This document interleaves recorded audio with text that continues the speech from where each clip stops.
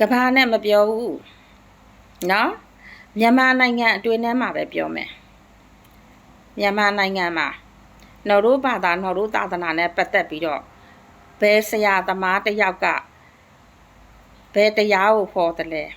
အဲ့ဒီအောက်မှာရုပ်မှညဉ့်ညံပြီးလာမှတ်တယ်ဘသူကတမိုင်းเจ้าကိုပြောတယ်လဲငါတို့ဗမာရှိကခိုးတယ်ဆိုတာမျိုးကိုပြောတယ်ဘသူကဘယ်တမိုင်းကိုပြောမလဲငါတို့ဗုဒ္ဓဘာသာဟာဆိုပြီးပြောတဲ့သူတွေအခု line သုံးနေတဲ့သူတွေဘသူမဆိုတွေ့နိုင်တယ်အားနေလိုက်ပြိုင်နေတာဘသူလဲသူများသူတို့အကြောင်းသူတို့ပြောတယ်ဟုတ်သည်ဖြစ်စေမဟုတ်သည်ဖြစ်စေကိုမယုံကြည်ဘူးဆိုရင်တော့ကိုယ့်ဘက်ကိုနေရမှာမဟုတ်ဘူးလားအဲ့ဒါတွေကဗမာရှိကခိုးတာပါဗမာရှိကတမိုင်းတွေပါလို့ပြောတဲ့ချိန်ကြတော့အဲ့ဒီကဗမာတွေရှိကတမိုင်းတွေပါဆိုတော့ကိုယ်တမိုင်းကိုရောသိလို့လားကိုယ်တမိုင်းကိုရောထောက်ပြနိုင်လို့လားနော်တို့ချီမှာထောက်ပြနိုင်တယ်နော်တို့ချီမှာအမှန်တရားရှိတယ်နော်ရှိတယ်ဆိုတာကိုပြောပြတာအတုဟုတ်တယ်မဟုတ်ဘူးဆိုတာကိုကိုယ်တိုင်လေးလာကြည့်လိုက်လေဗုဒ္ဓဘာသာကိုမနေ့တနေ့ရမှမြန်မာနိုင်ငံကိုရောက်လာပြီးတော့ကောရမမမွေးခင်ဟိုလောင်လောင်ကိုတော့တမိုင်းတွေလဲအတုတွေပါပြောတဲ့သူရဲ့အစစ်တွေပါပြောတဲ့သူရဲ့အဲ့ကောရမသာသနာလဲမြန်မာနိုင်ငံကသာသနာမဟုတ်ပါပဲနဲ့နိုင်ငံခြားကသာသနာဖြစ်ပြီးတော့အဲ့ဒီအနောက်နိုင်ငံကိုရှေ့ကန်အိတ်တဲ့ဗမာတွေကဒီနေ့အကြီးအကျယ်တိုက်ခိုက်နေတယ်အဲ့ဒီပို့တွေကိုမြင်နေတဲ့သူတွေအဲ့ဒီပို့တွေကိုကြားနေတဲ့သူတွေအဲ့ဒီပို့တွေကိုနားထောင်နေတဲ့သူတွေ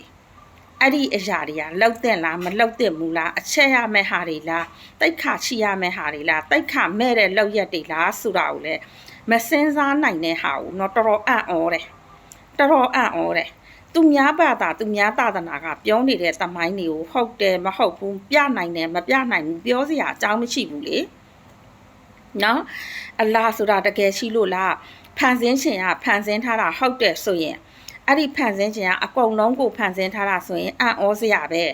မြေပြင်ကြီးကိုကဘာမြေကြီးကို9ရက်ဖန်ဆင်းတယ်ဆိုရင်စัจ java လာကြီးကိုဖန်ဆင်းတာဘလောက်တောင်ကြာမလဲ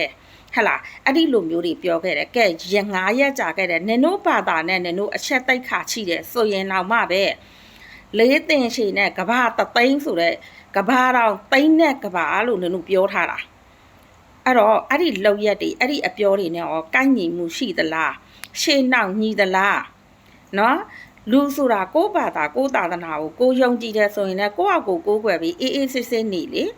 သူများဘာသာတွေကလိန်တလေးညာတလေးမမှန်ဘူးအဲ့ဒါတွေကဖြစ်နိုင်လားမဖြစ်နိုင်ဘူးလားဝေဖန်စရာကိုအကြောင်းမရှိတာကိုတိုင်းသူတစ်ပါးကိုဝေဖန်တဲ့လားမဝေဖန်တဲ့ဘူးလားကိုဖရားကဝေဖန်ရမယ်လို့ပြောထားလားမပြောထားဘူးလားတိုက်ခိုက်ရမယ်လို့ပြောထားလားမပြောထားဘူးလားဆိုတာကိုဘာသာကိုသာသနာမှန်နေတယ်ဆိုရင်တော့မှကိုဘာသာကိုသာသနာနဲ့တိုင်းနှိုင်းပြီးတော့ပြောသိမပြောသိဘူးဆိုတာကိုသိနိုင်တယ်နော်ဒီနေ့တလောက်တောင်ရုပ်မှညဉ့်ညမ်းနေတဲ့သမိုင်းအဆက်ဆက်ကအကြောင်းနေအများကြီးရှိတယ်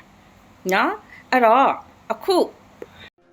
မလိုက်နာတဲ့သူတွေကိုလည်းပြင်းထန်တဲ့ကြိမ်စာတွေနဲ့တုံလုံးစေခဲ့ပါတယ်။တန်ရွာမှာရှိတဲ့တောင်တော်တောင်ပေါ်ကလေတွင်းကူကနေ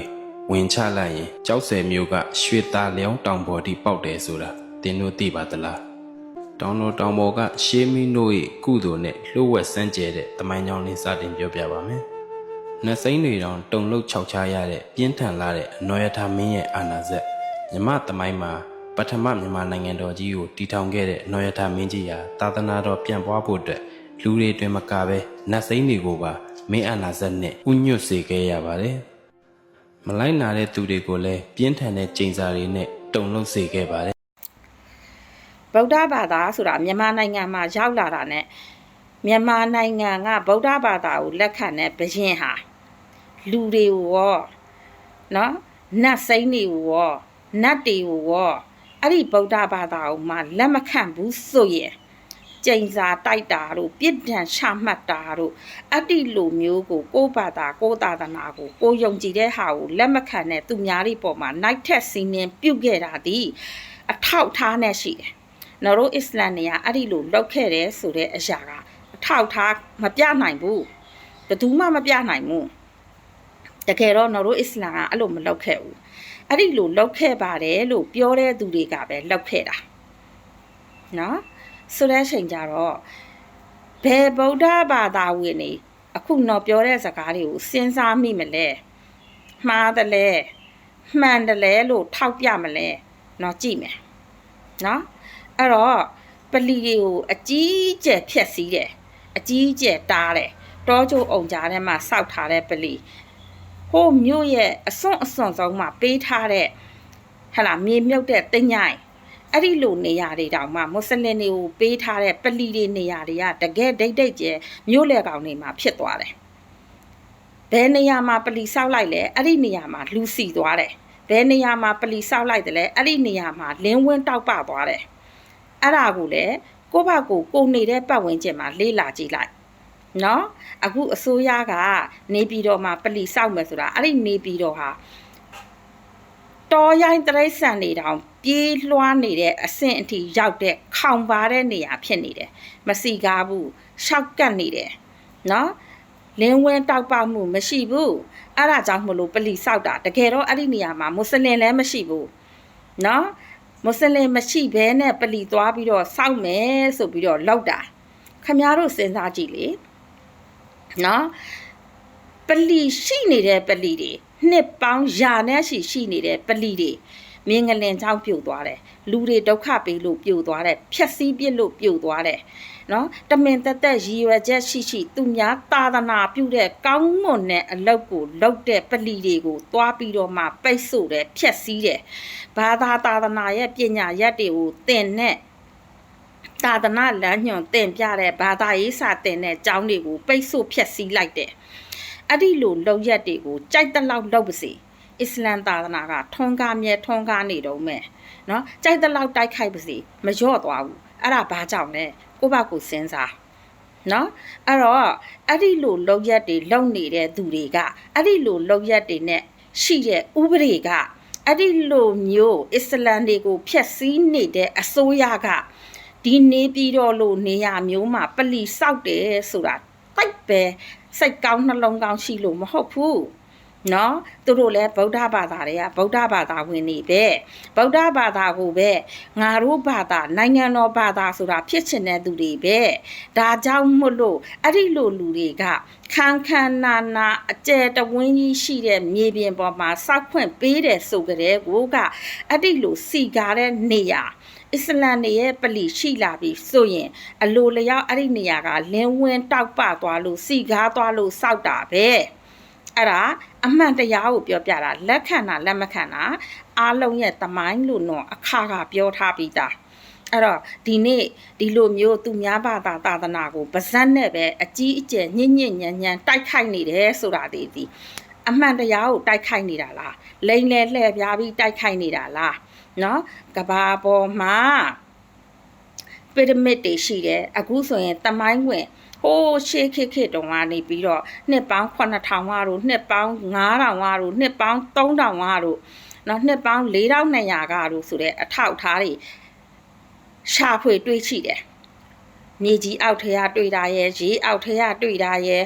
နော်လူတွေမနေတဲ့တောတွေကတွေ့တာရဲ့အမှတ်မထင်မဲ့တွေ့ခဲ့တဲ့နေရာတွေအများကြီးရှိတယ်အဲ့ဒီအများကြီးထဲမှာမှတ်တမ်းမှတ်ရတွေဒါဟာနှစ်ပေါင်းဘလောက်ကဆိုတဲ့ date တွေရက်စွဲတွေပါတဲ့စာသားတွေနော်အလွန်အင်မတန်မှမြင့်မာတဲ့လက်ရပြောင်မြောက်တဲ့လူတွေတောင်မှန်းဆလို့မမိနိုင်တဲ့အဆောက်အုံကြီးတွေအဲ့ဒီလိုအရာတွေကိုတွေ့ရတာနဲ့ဂေါရမပေါ်တော့ကဘာအထောက်ထားမှမရှိခဲ့ပါဘူးဆိုတာဂေါရမနှစ်ပေါင်း2600ဝန်းကျင်ကလေးကမှပေါ်ခဲ့တာအဲ့ဒီလိုပေါ်ခဲ့တာတော့မှပဲဘာအထောက်ထားမှမရှိဘူးသူ့လက်ထက်တုန်းကပေမရှိဘူးစာမရှိဘူးကြောက်စာမရှိဘူးဆိုတာတွေကဖြစ်နိုင်လားဆိုတာကိုယ့်ကိုစဉ်းစားနော်ကိုးကွယ်နေတဲ့ဘာသာကဘလို့မျိုးလဲဆိုတာကိုကိုလေ့လာနောက်သူများတွေကိုဒုက္ခပေးတာဒီဘယ်ဘာသာကလဲဆိုတာကိုငါတို့တွေရဲ့ဗုဒ္ဓဘာသာတွေကဘလောက်တောင်မှသူများတကာတွေကိုဒုက္ခပေးတယ်ဘာသာမတူတဲ့သူတွေပေါ်မှာဘလောက်ထိရှိုးနိုင်နေတယ်လဲဘလောက်ထိညံ့နေပြောနေတယ်လဲဆိုတာကိုစဉ်းစားမြန်မာနိုင်ငံမှာဘိုးစဉ်ပေါင်ဆက်ဆိုတာထက်တောင်အများကြီးတာတဲ့နှစ်ပေါင်းထောင်ချီရာချီတုန်းကတည်းကရှိခဲ့တဲ့အစ္စလမ်တွေကမြန်မာနိုင်ငံသားမဟုတ်ပါဘူးလို့ပြောတဲ့အချိန်ကျတော့ဒါဆိုရင်ဘယ်နိုင်ငံကလဲဘယ်လူမျိုးတွေလဲအဲ့ဒီနိုင်ငံအဲ့ဒီအထောက်ထားတွေနဲ့အဲ့ဒီရဲ့ပြန်သွားလို့ရတဲ့စီစဉ်မှုတွေအဲ့ဒီနိုင်ငံတွေနဲ့တိုင်ပင်ပြီးမြန်မာတနိုင်ငံလုံးမှာရှိတဲ့မွတ်စလင်တွေကိုအထောက်ထားအပြည့်အစုံလုပ်ပေးပြီးပြန်လွှတ်လိုက်လေဟုတ်တယ်မလား အဲ့ဒါရောမှန်သလားမှားသလားကိုယ့်ကိုစဉ်းစားနော်တို့တွေကမြန်မာနိုင်ငံမှာမွေးပြီးမြန်မာနိုင်ငံမှာကြီးလာတယ်နော်တို့တွေရဲ့ဘိုးဘေတွေကလည်းဗုဒ္ဓဘာသာစစ်ကရင်တွေဗုဒ္ဓဘာသာစစ်ရှမ်းတွေဗုဒ္ဓဘာသာစစ်အင်းသားတွေအဲ့ဒီလိုတိုင်းရင်းသားတွေကနေပြီးတော့အီမန်လက်ခံလာကြတာအဲ့ဒါကိုဒီနေ့ဗုဒ္ဓဘာသာကိုမကိုးကွယ်ရင်သွေးနှောပါတယ်နိုင်ငံသားမြေမရှိတဲ့သူနိုင်ငံမရှိတဲ့သူလို့ပြောနေကြတယ်အဲ့ဒါတွေကတရားမျှတမှုရှိသလားအဲ့ဒါဗုဒ္ဓလမ်းစဉ်လား